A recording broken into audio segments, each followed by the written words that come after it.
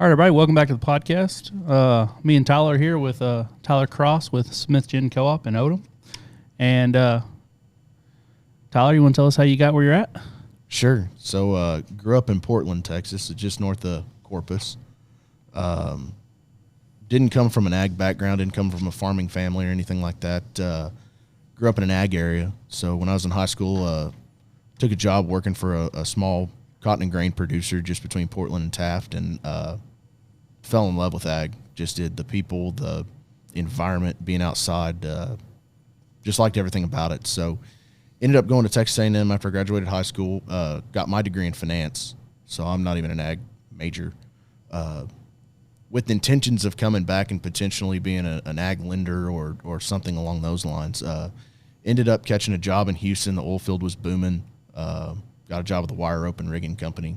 So worked there for a year, and then ran our branch in Victoria for a year. And in 2016, the guy that was a previous GM at Smith Gin was diagnosed with cancer. They were looking for somebody to kind of be an assistant, help out while he was doing treatment and all that kind of stuff. So he and I had been introduced from a producer that I knew from home that ginned there, and had stayed in touch for a few years. And he just kind of called me out of the blue one day and was like, "Hey man, are you looking to get back into, South Texas and ag?" And I said, "Yeah, absolutely." So anyway, just the timing was right. I was ready to make a move anyway. The oil field was slowing down. The money wasn't there anymore. And anyway, so I mean, it was great. Got to spend the first couple of years actually in the plant, less than in the office, so getting some of the mechanics behind it. And just been a great experience, really.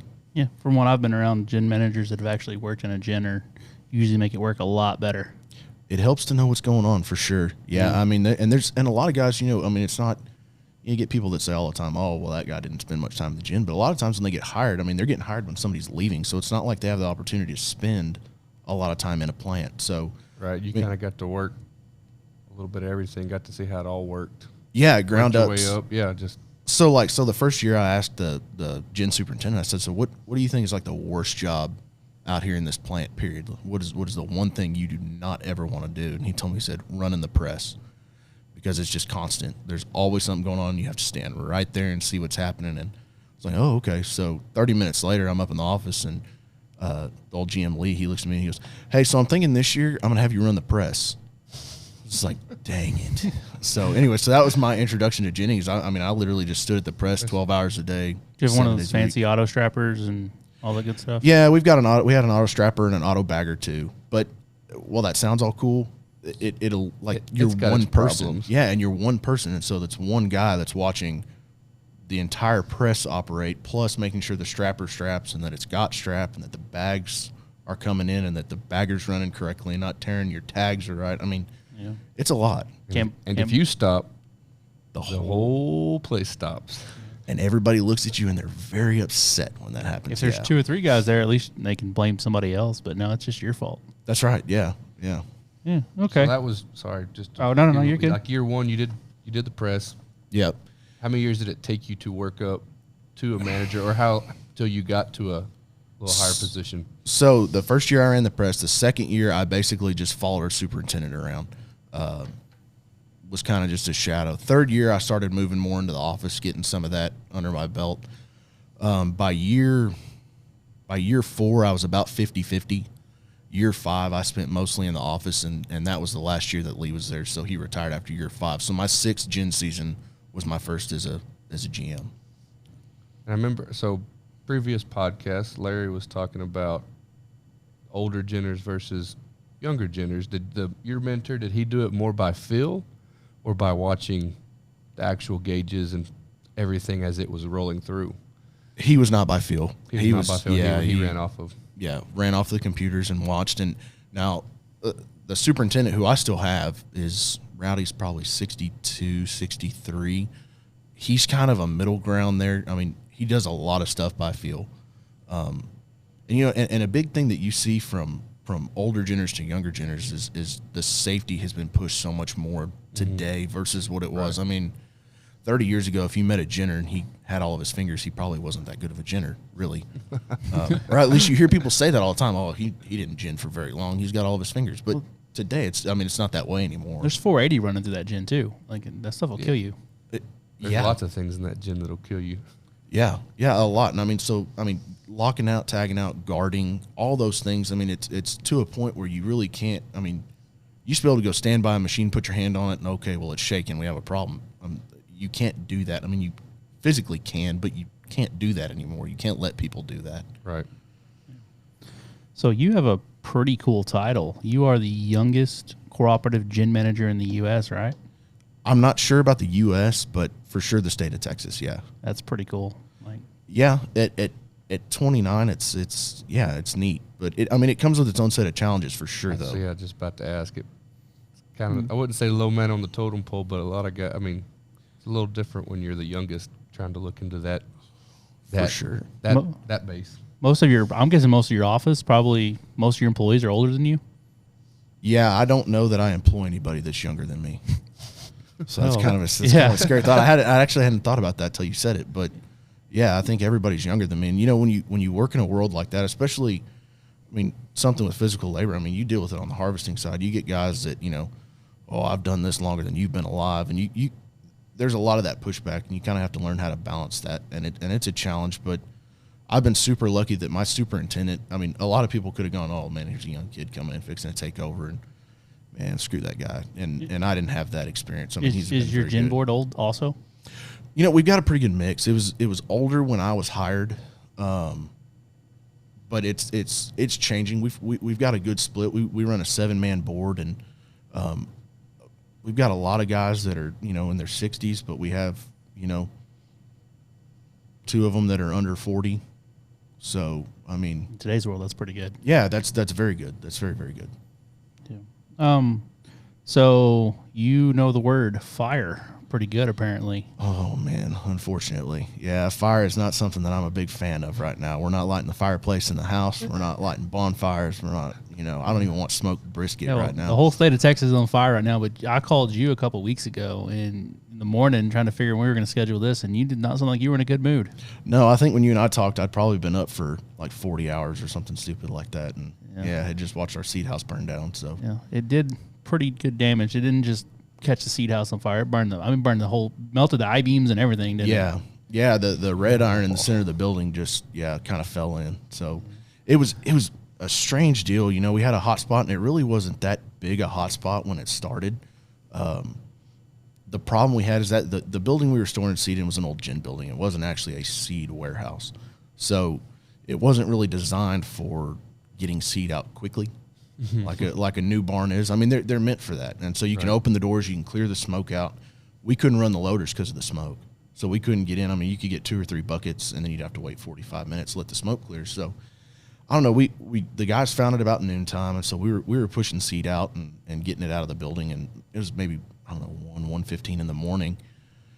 Man, we just couldn't get the smoke out, and I finally told the guys. I said, and actually the insurance company, we go through Triangle, and they're a cooperative insurance company, and they've been fantastic. And they had a guy on scene in like 4 hours. From noon when we called, so it was pretty incredible. And you try not to put any water on the seed because you're trying to salvage as much of that as possible. And I finally told him, I said, man, I think we're going to have to get the fire department here. And he said, yeah, I would agree. So we called, the fire department got there. Everything was under control. Everybody was pretty calm. And we go walking into the building. And about that time, one of the guys goes, hey, is that a flame? And I looked up and I was like, I don't know. And about that time, it flashed. And so we don't auger the seed into the barn. We blow it in.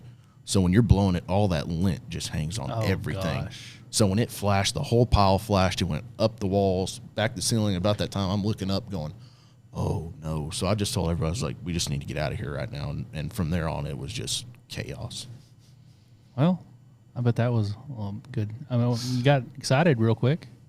Yeah. It went from pretty calm, cool, and collected to everybody just kind of running in circles. And I've never seen anything like it. The tin was getting so hot when that red iron was warping.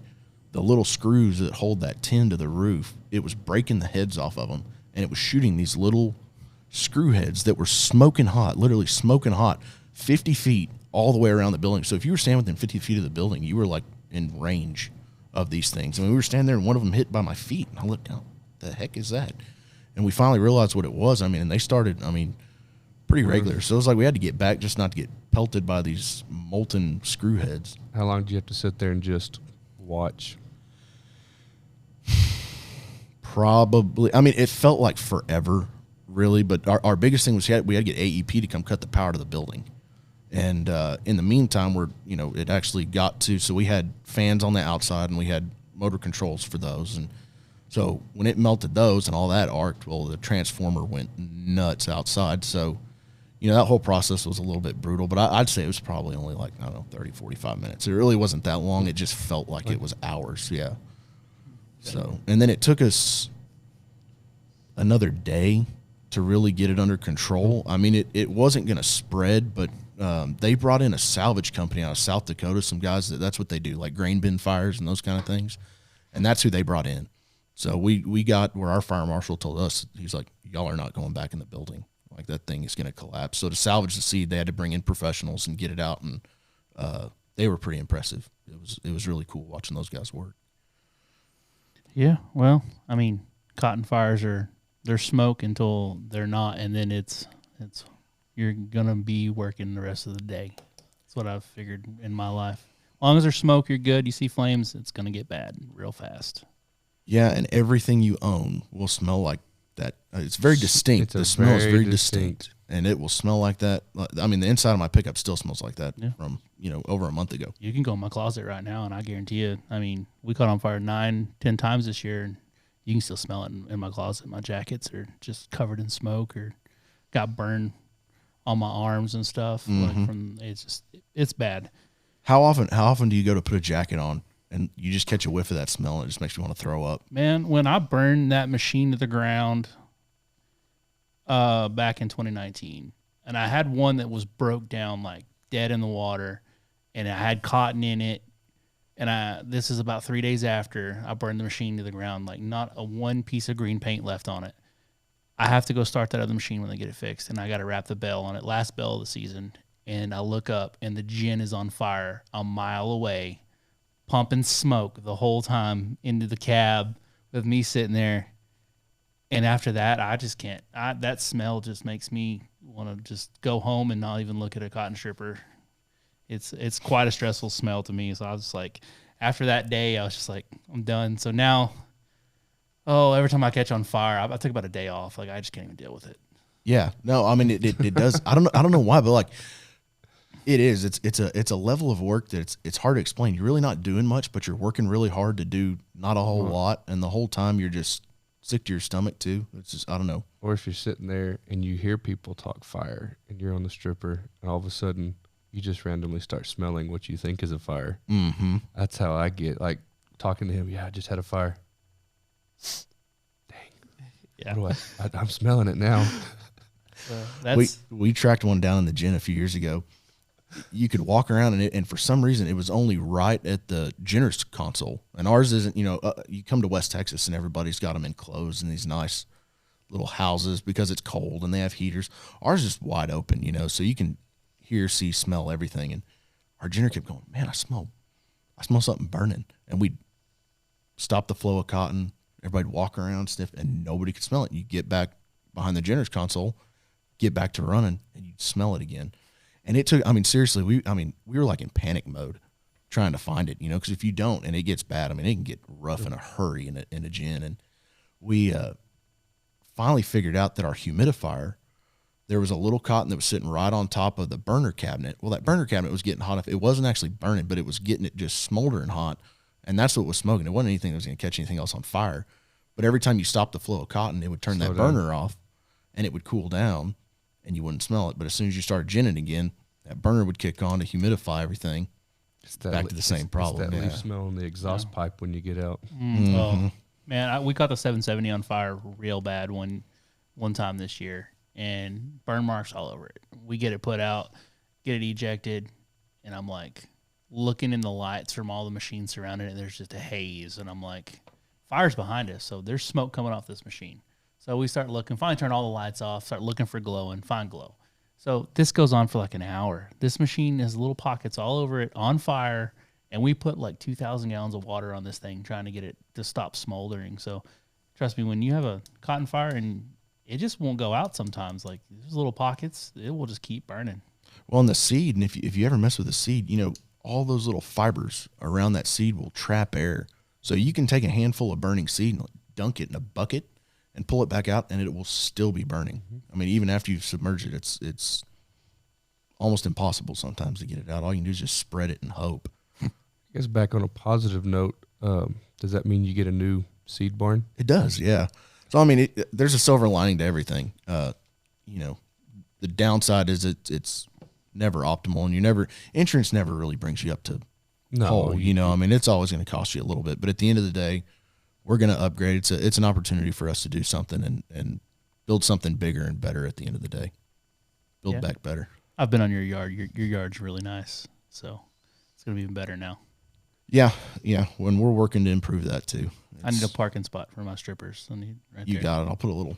I want a plaque. Yellow. Yeah, put a little. Like only mine. Everybody else is a parking. Landon Orman only. He's just hoping there's cotton to strip. Yeah, I'm just hoping you got some cotton for me to strip. Me too. I hope we've got some cotton to gin. It's not. I'll bring a 283 down there if I have to. Like we'll figure it out. Oh, don't go that far. Yeah. He probably doesn't even see square modules much anymore, do you? Oh, I used to bring them to him all the time. Well, yeah, but yeah, there was a time and this last season we ginned 96% round modules. So we were 4% conventionals, and that just gets smaller every year. You know, very, very few guys, and it's really the smaller operators that are still running module builder machines. Everything else is round machines, and really everybody's in our area specifically because of weather. It's so important. We saw that with Hurricane Hannah that went into the valley. Just rolled them like they were marshmallows. Yeah, and with Harvey, but a lot of those were still ginnable as long as they don't sit in water.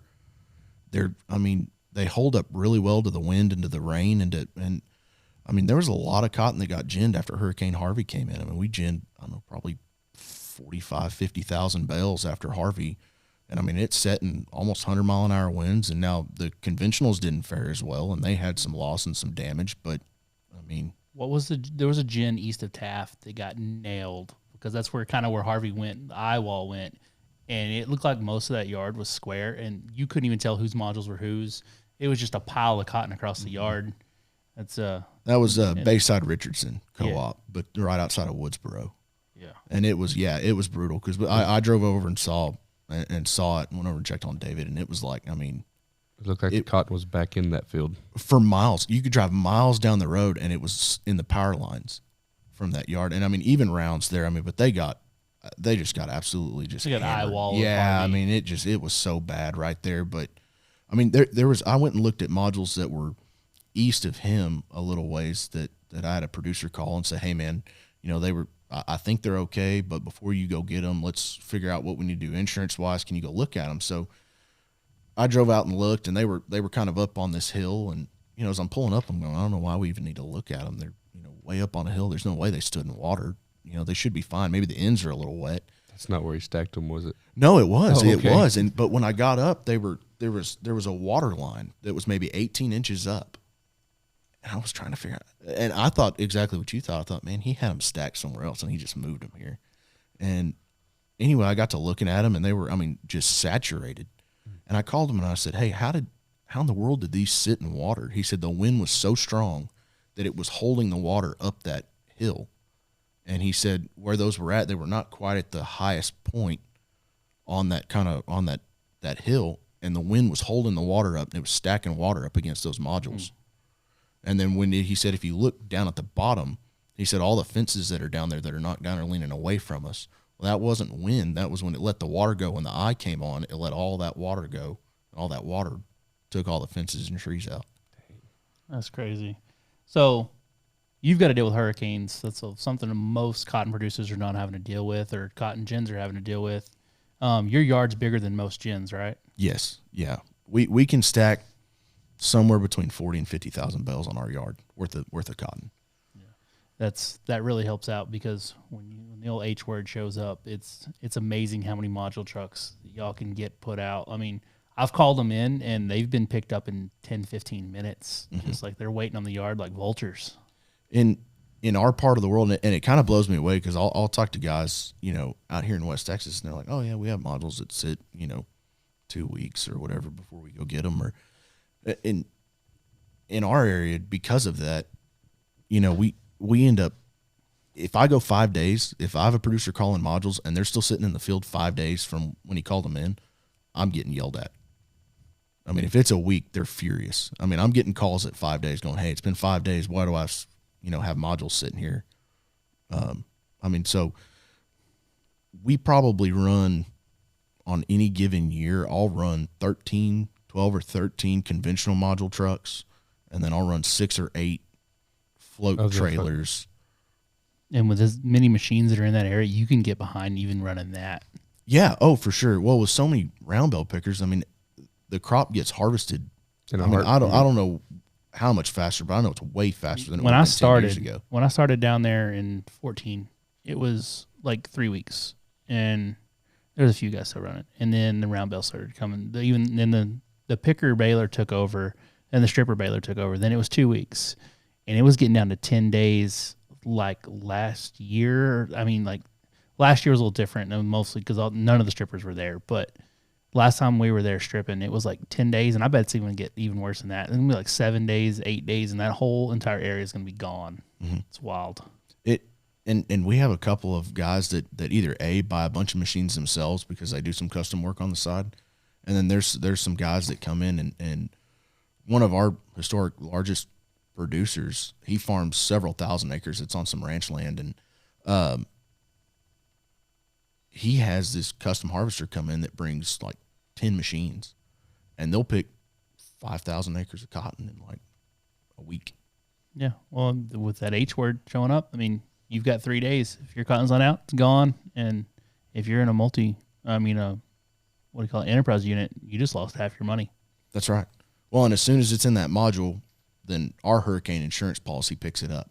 So as soon as he's got it in a module and stacked at the end of the field where he knows what he has, he's good. He's good. Yeah, our policy will pick it up. Yeah, from what I've talked about, most cotton producers in the U.S. don't understand that if you're right on the coast growing cotton, that they're like, why is most of this custom harvested? And it's like, because they want it out as fast as you can get it out, and they're not messing around. Yeah, you don't have time to wait. And then on top of that, our area, August, not so much, but September, October, that's one of our rainier parts of the year. Right. We've always said a wet gin season is generally indicative of a good following year crop. I mean, you're putting the moisture back. So when you factor that in too, I mean, you don't want it on the stalk any longer than it needs to be before you get it off. Yeah. So how's this year looking? Terrible. Hey, that's everywhere right now. Well, driving up today, so I came from Corpus today, made it all the way here, and it didn't get any more optimistic. That's a 6-hour trip, isn't it? It was like a 12-hour trip today, but, pickup problems. But anyway, I guess don't buy a Ford pickup. But hey, we might want to get sponsored by Ford. I don't want to say that. Well, fair enough. But anyway, it didn't get any less depressing the further we came. I mean, it's dry in our area. Everybody's was halfway optimistic at first because we do have some good deep moisture. I mean, it's down there if we could ever get it started, but we just don't have enough to get going. And everybody's was kind of hee-hawing around at first. Maybe we'll get it in, try to get it up. And at this point, we've had, high winds like y'all have. And for us to have those winds out of the northwest that just gets rid of all of our humidity, I mean, it just dried everything out. So most of our stuff's going to get dry planted, I think. And if we don't get something pretty significant in the next month, it's going to be pretty rough. Yeah. Well, how does a gin that goes from very consistent bell counts to almost nothing, like we talked to Larry, and he's used to it. Like the board's used to it. Like, are y'all ready for something like that? Do y'all plan on stuff like this? Well, I mean, never plan. Yeah, plan's probably not. I don't like to use the word plan, but yeah, you prepare for it. I mean, you try to keep enough in the coffers that if it does happen, you can withstand it. I mean, you can't do 5 in a row, but you could do 1 or 2, and once you in the gin, once you repair it, it'll be ready to run the next year. Yeah. So it's not, you won't have your repair costs. Really, your labor in the off season is not crazy. So, I mean, you trim where you can and don't do anything crazy, but I mean, everybody knows it's going to happen from time to time. So it's not something that's just completely going to shock everybody. Yeah. How much of your cotton's irrigated? Very little. Very little. We've got some irrigation west of us. The water in our area is not great. Even the stuff that they can irrigate with, it's too salty.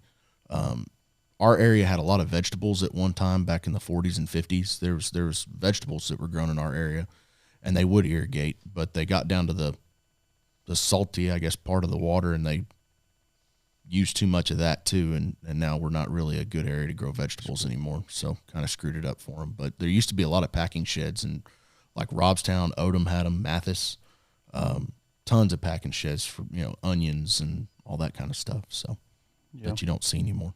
Did you see how the Robstown cotton pickers, they finally is it Robstown or is it Taft? It's Robstown. They found the cancel culture finally found them. Yeah, they found him, but I loved the superintendent's response to that. I don't know if you saw that or not, but he basically just said, "Get out of here." I mean, it was almost that blunt. He just said, "Look, this isn't anything that's race based or any of that kind of stuff." I think it's like we've been have generations and generations and generations of mixed Americans that are coming through here, and it's a culture. So get over it. And they were all just kind of like jaws were dropped. Mm-hmm.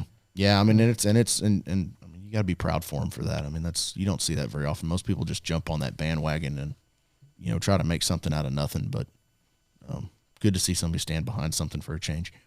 Yeah. What we got? Oh, I don't know. So you're going to be dealing with probably a dry year, looking that way. What's your biggest issue that you're going to probably see if it starts raining and you're thinking in the cotton world? What is your biggest issue that you're seeing in the cotton world? Year in and year out, our biggest thing is labor. I mean, we fight, and you'll hear it from me to West Texas to the Mid-South. Every ginner you talk to is going to complain about labor, but it's the same problem you guys have on the farm. It's hard to get anybody, one, that just shows up. If I just get people to come to work, that'd be a good start. But, I can't tell you how many guys we've hired that'll show up 1 or 2 days and then they disappear for 3 or 4 and then want to come back and work 1 or 2 or after payday or the Cowboys play or, pick one of a million reasons. They just quit showing up for work. And we fight that year in and year out. When I first started at the co-op, we ran 2 gin plants. So we had what we call the new plant. And we had the old plant right on the same property, and we ran both gin plants. We could not get enough reliable labor to continue to do that. So it wasn't. We at the time we were running enough cotton to justify having both. But when you penciled it out and you figured your downtime because your people weren't paying attention, you come back into, well, we can invest a little more money in the new plant, speed it up a little bit, move all your good labor over to the new plant from the old plant and quit running the old plant. And that's paid dividends. We've consolidated and got the good help in one place, but it's just sad that you get to that, that you have to cut back on what you're doing. Have y'all tried H2A or anything like that? We haven't. It would work. Our problem is we don't gin long enough to have them, the length of time that's required to employ them. Now, we could probably try to share with a gin in West Texas, but where we run into that, and we run into it with our seasonal guys now, is that a lot of times, as gins are growing and we're moving in that direction, gins are having to get bigger, just like producers and harvesters. Everybody's having to get bigger just to cover your cost. And as we're getting bigger, our seasons are getting a little bit longer, not drastically, but it's not uncommon for us to run to the end of October, first or second week in November in a big year. And, you start getting into those kind of things. And, well, in October, up here, Larry's ready to start. Right. And they're calling. And so I have a couple of seasonal guys that go from us and they go to a gin up here just outside of Lubbock. And, we'll be 2 or 3 weeks from finishing. And, the manager up there's calling me going, hey man, can you cut one of those guys loose? Or can you cut 2 of them loose? Cause we're starting. And so when you start doing that with H2A, you're kind of, you hate to sign up for more of those problems. Cause most of my guys I try to get are going from us to either the Panhandle or the Mid-South.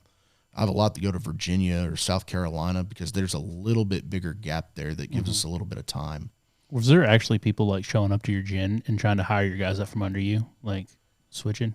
No, we didn't. We haven't seen that. I heard some rumors that was like some ginners from Georgia or something were coming in to some gins in South Texas and were just like waving money in people's face, being like, hey, come work for us. We'll pay you this much more than you're getting paid right now. I didn't see it. I hadn't heard any of the guys talk about it, but I do know that they were recruiting heavy. I mean, we had guys calling. We lost the tile. It's the same tile as every time. Just chunk it. Yeah, right there's good. There it is. Yeah. But no, I had guys calling all the way from August. I mean, when we first started, wanting to know, hey, does everybody that you have working for you have a home when you're done? Does everybody have somewhere to go? Specifically the skilled guys, I mean, the guys that are on the feeder, you can generally train people pretty quick to do like module feeder work and some of that. But, ginners, press guys, I mean, they were, wanting to know, do those guys have a home? I mean, I've probably had 20 different gins call me looking for help this year. And I mean, and that doesn't normally happen. Yeah. So you're coming through right now. You're headed to Lubbock, right? I am. Yeah. Heading up. Gin show is tomorrow and Friday. So we're going to go. So what all, so at the gin show, I mean, it's kind of self-explanatory what it might be about, but like in general, like, is it open to public? Is it mostly for gin managers, anybody associated with the gin? Like, what's the point of it? So most of it's gin managers and people associated with the gin. Public can definitely get in and come see it, and I would encourage anybody that would, that's interested to go. Basically, it's all of the ginning industry-wide companies get together and they put booths out, just like a farm show, very similar to a farm show. And, you have equipment manufacturers and service people and all kinds of different products, that we use in the gins that'll be there, cotton conditioning chemicals and right. Just, like Loomis always has just a big glorified booth. Farm show for ginners. Exactly. It's a place for people to showcase kind of new stuff that they've got coming out and things that they're doing. And, it's, and it's not always something that you're going to necessarily buy, but it's always good to look and see what other people are doing. It's a good place to network with other ginners and see what everybody else is dealing with. And, right. That kind of thing. Just a good getaway. Yeah, it is. And it's fun. We do so many meetings, depending on what organizations you're in. I do things with the Texas Ag Co-op Council and with the Texas Cotton Ginners Association. And you go to all these meetings, and a lot of these meetings are business meetings. I mean, you go and you're in meetings from, start to finish. If you go to the National Cotton Council's annual meeting, you're in meetings belt wide. You're going to stuff. And this is one of the few that you go to that's really, the goal is you're going to go look around at some booths for a while and then go maybe sit at the bar for a bit. I mean, it's pretty laid back and it's kind of nice. Gotcha. You were talking about all these organizations, and for some of the listeners that are from our area, there's kind of been a topic going around like how to, if we do have a crop, or if we're going to market a crop, what's going to be the best route? So like in your area, are your guys, do you market their cotton for them, or are they contracted with just a local contractor? Like how do your guys approach selling their cotton? We go from one end of the spectrum to the other. So I don't handle their marketing. Mm-hmm. I mean, we gin it, and they sell it where they want to sell it. So there's guys that are vehement pool guys that are committed to the pool, whether that be pool A, B, C, or D. I mean, there's Allenberg has a pool, PCCA has a pool, Calcott has a pool. Right. Now are some of your customers, or of your guys that you heard, were some of them not quite as happy with what they got at the back end compared to some of the other guys, or was it pretty even across the board? There was a lot of grumbling. On the pool side, but on a rising market, a pool doesn't perform on a rising market. And it depends on how you market too. I mean, it's up to the individual. You're seeing a day and time where information is, it's right there. It's right there. I mean, all you've got to do is pick your phone up and look, and you can look at. You see that thing bounce up to a price that you like. If you got cotton, you just call and make us, or you don't have to call. You could literally just log on your phone, swipe, and off 100 bells. Exactly. And so if you're somebody that watches it and keeps track of it and does it, then the pool's probably not your option. And I think there's some guys that are moving that direction. I still think there's some guys that the pool's a good option for them. But as far as pushing guys one way or the other, it hadn't really. I try to stay as far away from that. I had some landlords ask me. They were like, because the landlords can see if you're open market, and then they can see what they got for their cotton on the same farm, because I sold my stuff on the seam, and they can see the difference. They're like, "Why are you getting this much more for your cotton?" I was like, "Well, this field was pulled out of the pool," and they were like, "So tell us about this." Like, it's just cowboy stuff. Like, you just gotta, if you think it's gonna be a market high during harvest, then that sounds like a good idea. And they were like, that sounds too risky for us. And I was like, well, I made 38 cents on you. So they were sitting there trying to, what should I do? And I'm like, I'm not your marketing agent. You can call anybody else, but I'm not going to be the one that makes the bad decision for you. Well, usually if I point somebody in a direction, it's the wrong direction. Exactly. I've always been one that says, like, now I kind of joke with the guys, with the other gin managers in our area. I tell them, man, if I tell you I'm selling seed, you better hold it because it's probably going to go up. Speaking of seed, what are you seeing on that? Is it still going up or is it just all over the place? It's going up, and if the crop stays short, both in South Texas and West Texas, it's going to be through the roof. I mean, right now I'm getting new crop bids, for August, September delivery at $310, $315 a ton, and that's a South Texas market, and we're normally $20 to $30 off of the West Texas market. Normally, y'all are higher because y'all have a freight advantage. Yeah. Well, it's like 14.7% of cotton in the world is produced in Texas, and we're dry from the valley pretty much all the way to the panhandle. I mean, there's irrigated, but well, depending on who you talk to. Yeah, there's some it's guys even dry enough not to justify turning a pivot on. Yeah, we were reading on Facebook. There's some guys they're like, we're not. I mean, you've got to try, but they're like, no. We can't even get. By the time they're getting the pivot around to pre-water to put it on inch and a half, it's just dry behind it, and you're just like, what do you do? No. Can't hardly justify the cost, and part of it too is you think your input costs on top of it. We've got guys talking right now. I mean, you're talking what's red diesel right now? $4, $3.80, $3.90. I don't know. My wife pays my bills. So Massimo's for $3.75, $4, something like that. I mean, when you're talking that kind of money for fuel, chemicals are hard to get, and what you can get's expensive. I mean, it's hard to blame somebody for on a year that insurance prices look good. I mean, I'm certainly not encouraging anybody to do that and not bring cotton to the gin. I'm just, Yeah. You could do whatever you wanted to try in West Texas dryland right now. I mean, there's some guys getting a little bit of rain and here and there, very patchy, but it's still a month away from planting. And I mean, we're 2 months away from here, and it hasn't rained since July. So I don't know what it's going to have to do to make it work. Y'all are definitely in worse shape than we are. And that's, I mean, right. That's Yeah, coming from somebody that's we don't not have in that good deep shape. moisture you were talking about. Well, and that's what's sad is really, I was talking to one of my growers the other day, and he said, if we could just get it up, if we could just get enough rain to get it going and get the taproot down, he said, once it caught that moisture, there's enough down there that, I mean, his opinion was, he said, it'll carry it till May, which in our area is a pretty good portion of the crop. He said it'd carry it to May, the end of the month. By that time, y'all would probably have caught something if it. Yeah, I mean, it's squaring out, and I mean, it's growing. It's like the farming style down there is different than anywhere I've ever been. Like, you grow milo, you disc it, you rip it, you field cultivate it, you plant cotton, you rotate every year. Cotton, milo, hardly any cotton on cotton. And when y'all catch those big rains, and they're chasing behind the combines with rippers, trying to get everything ripped in case they get a hurricane and they're going to catch all that water for next year's crop. And that type of farming I have never seen anywhere else. It's wild. It's definitely a different animal, and it's quick. And there's some different practices that are being tried. There's been some strip till that's been attempted. I think guys are figuring out how to make it work better in our area. A couple of the guys that are doing it have decided that you can do it, but you've got to, for at least for our area, you have to rip like every second or third year. You just have to come in and rip and start over. A couple of guys have you seen those new Dagelman plows? Mm-hmm. Those are getting a little popular. We've got a couple of guys running those in our areas that are seeming like they really like them. Yeah, been kind of interesting to see. One of them was actually planting cotton the other day, and he told me he thinks the cotton that was on the stuff that he ran that Dagelman on, that he's going to be able to get it up and go with it. Okay, yeah, because most guys are just finding the biggest John Deere tractor they can get, tuning it, and then finding a 5-shank, 6-shank ripper from Wilcox, taking every spacer off the wheels, and then burning the tracks off the tractor.